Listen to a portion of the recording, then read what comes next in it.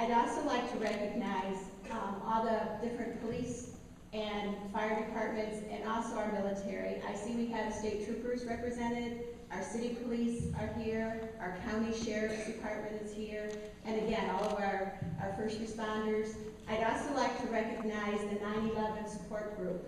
They have done so much for families, whether they're coming back or still in the midst of war, and I just think they're a group that's very, to our community, invaluable. So I'd like to give them a hand.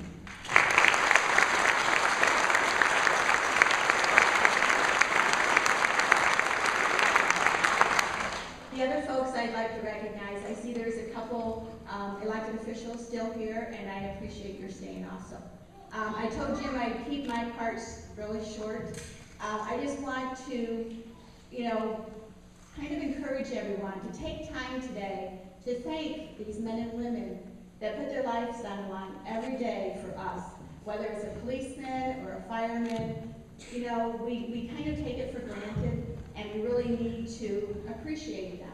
The other thing I'd like to ask you to do is just think back where you were 10 years ago and how much our country has changed since that time. And when you get home today, hug your children.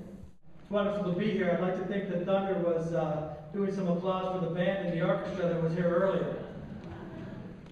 We've heard a lot about 9/11 and the sacrifices that were made.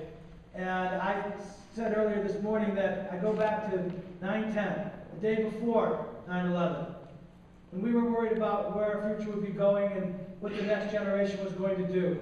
Then on 9/11, we saw what the next generation was going to do as they marched into that building. The EMTs, the firemen, the police, the sheriff, the people that were trained to do it, did it without hesitation.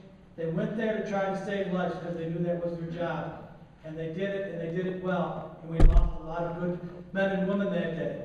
And then I think about September 12th, the day after, where your Generation X again shows itself for those kids, those young ladies and men from high school, young boys.